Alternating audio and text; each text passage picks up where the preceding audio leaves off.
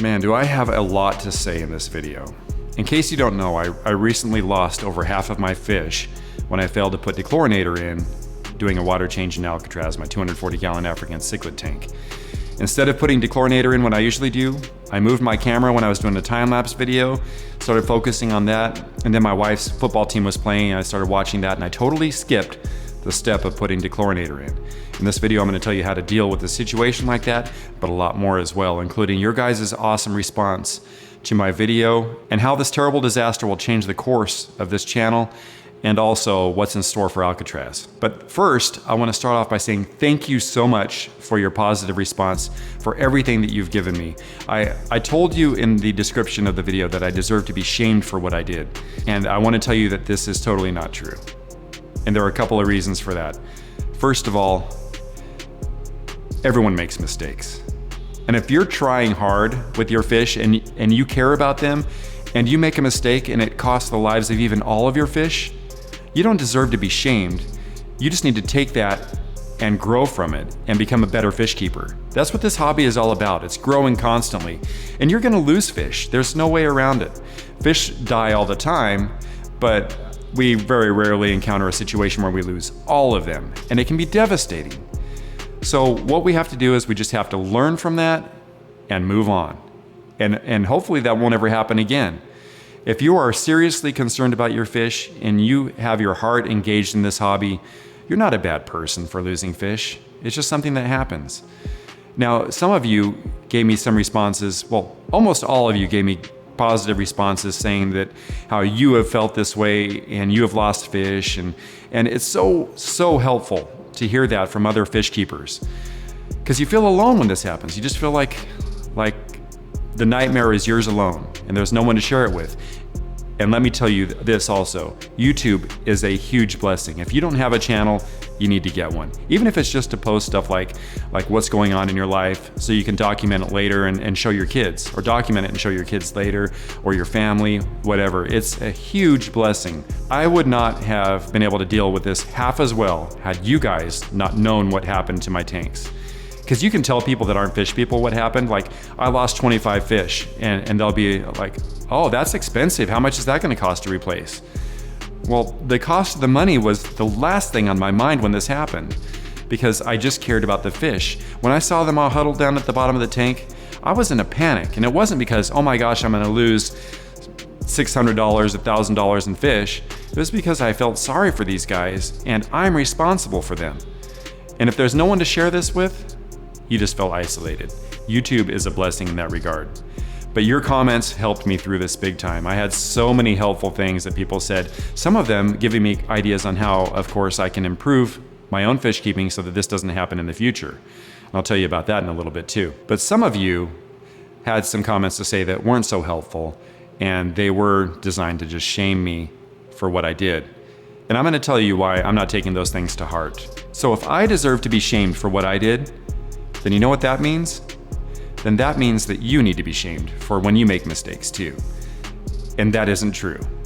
None of you need to be shamed when you make a mistake with your fish, even if it causes all of your fish to die.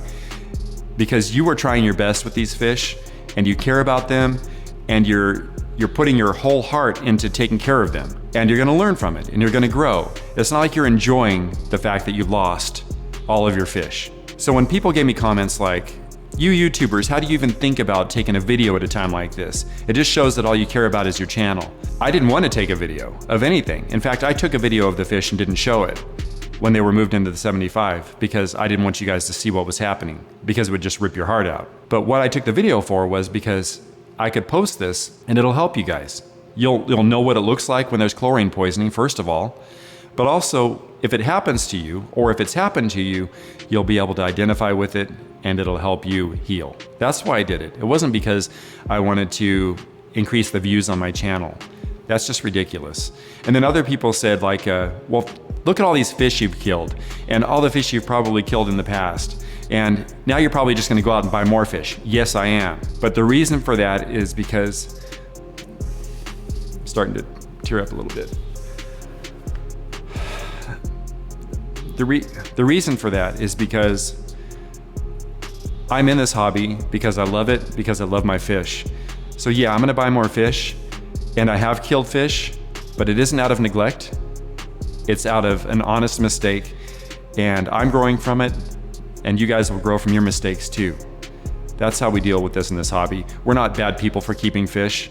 In fact, I killed 20 to 25 fish in this disaster, but these fish, if they were out in the Lake Malawi, they would have been killed anyway, a lot of them, by getting eaten by other fish, or a disease, or whatever, or a bird coming and swooping and taking them away. There is going to be death in nature anyway.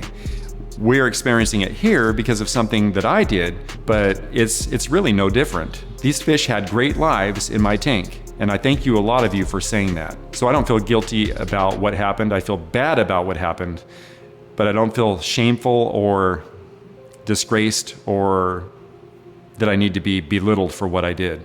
And I think almost all of you feel the same way. So when you have a tank that you have forgotten dechlorinator in, and you notice that your fish are having adverse effects, which can be like red spots in their body, discoloration, they're all huddled down at the bottom, some maybe at the top gasping for air, and you just did a water change, it can even take a couple days for this to take effect if it's a small amount of chlorine. But what you need to do at first is, of course, throw some dechlorinator in there. There's a recipe on the back for how much you need to put in a situation where you're trying to detoxify things like ammonia, and that's what I did.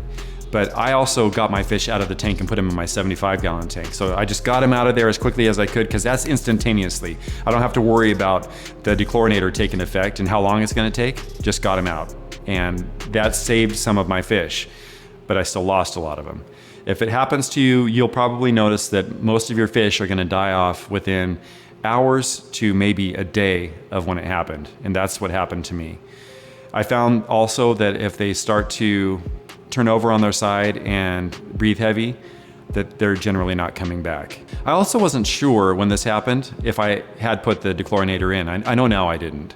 There's just no way around it. I know I didn't. But there could have been some other kind of contaminant in the tank, and that's why I was scared to put them back in. So I ended up putting them back in to Alcatraz from the 75 about a day and a half later. And that's after I talked to my friend Ryan Beeler at Squatch's Cichlids. He's starting his own fish business where he's going to be raising and selling African cichlids, and I'll put his Facebook link in the description. This guy is a knowledgeable bank of information. He helped me so much because he's had this happen to him before, so he knew what to do. And he said that if my fish are behaving that way, then it was definitely chlorine poisoning, and it should be okay to put them back in, especially if I put that dechlorinator in at the dosage that I did in Alcatraz, as soon as they stop breathing heavy. But my fish were starting to calm down and not breathe as heavy. So maybe the gills weren't damaged and they were just stressed. But the next morning they were all still struggling. The morning after that, I caught them and put them back in Alcatraz. You just have to be careful that you didn't lose all the bacteria in your filters from the chlorine. In my case, I didn't, but if you did, you'll need to treat your tank, like it's had a crash cycle. So how do you prevent yourself from ever making a mistake like this? What I'm gonna do is what someone else suggested, and that's just have a checklist. I'm gonna create a checklist of what exactly needs to be done with each of my tanks, including turning on and off the filters, the heaters, and adding dechlorinator and any other treatments I need to add. But now I'm gonna show you every fish that made it in this tank. Then I'm gonna go into how this event has changed the course of this channel and what's in store for Alcatraz. I don't want to focus on my loss with this section of the video, but to celebrate those that are still with us. I am extremely grateful for each and every one of them. Victor, my VC10, looks 100%. No color, but he will have some when he turns into a man. He never had color before this anyway. My Taiwan Reef, who's a little colored down, but still doing all right. Eduardo, the species 44 or thick-skin obliquidens. He's about the same age as Victor, about just under a year. When he's colored up, he's the most beautiful fish I've ever had in my opinion. I love how his dorsal fin is burgundy with a slight patch of blue at the front. Monty, the Pandemilia naerii. He looks a little grizzled, but he has been for a while since Eduardo chases him around. He's camera shy. My Red Empress OB. I mistakenly said that he had died in the last video, but it was the Insignis Hap OB that died. My mistake. Jordy, the Star Sapphire. He's doing great, but there's a little damage to his scales from the experience. This big guy. Gary the Venustus. Tough man. He was breathing heavily for a day or so, but he's 100% now. He's my second favorite and my wife's ultimate fave. And the Whoops baby. left unfazed since we took him right out of Alcatraz. I don't even know what the heck kind of hybrid he is, but he's tough as nails. He's the result of a one-night stand between an old unidentified OB and a guaranteed male that turned out to be less male than I'd hoped. The Strigatus, blind in one eye, but still a handsome fellow. He'll color up someday. My lovely Rhodey, who gets a bit of an attitude at times. If he was a human, he'd be known as the sweet guy who succumbs to a bit of road rage now and then. Hey, learn how to drive! Hank, the zombie dragon blood. He's been on the verge of death 1 or 2 times already, and he looks it. He's the only one that's still not at 100%. And finally, while the whole chlorine disaster was happening, I was thinking of everyone, but at the forefront of my mind was this guy, Zeke, the best fish that ever lived. I thank God that he was strong enough to endure all the trauma.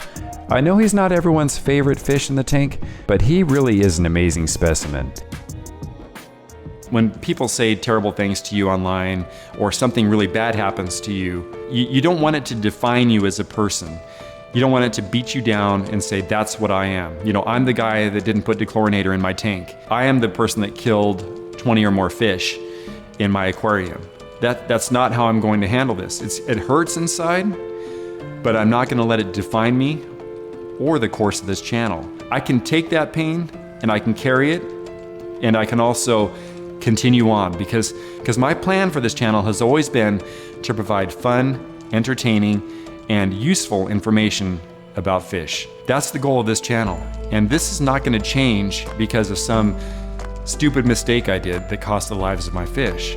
In fact, it's going to make this channel better because now I can share all that with you.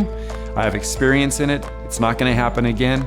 And we're just going to keep going and making better and stronger videos in the future. And I think that's how you guys should handle this. If anything happens to your tanks, don't let it define you. Just move on and keep going in the direction that you've set.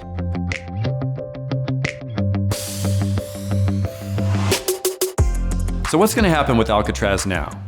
Well, I have limited stock in there right now, and I have more fish coming, like I said, but they're all coming from Ron Cichlids, which I'm really excited about because Ron Cichlids is a high quality breeder. So I'll be looking forward to that and sharing that with you guys. Other than that, nothing else is going to change. You can expect more videos from me. I'll release them every Saturday around 4 or 5 in the morning Pacific time. Again, thanks for watching. I'll catch you next time.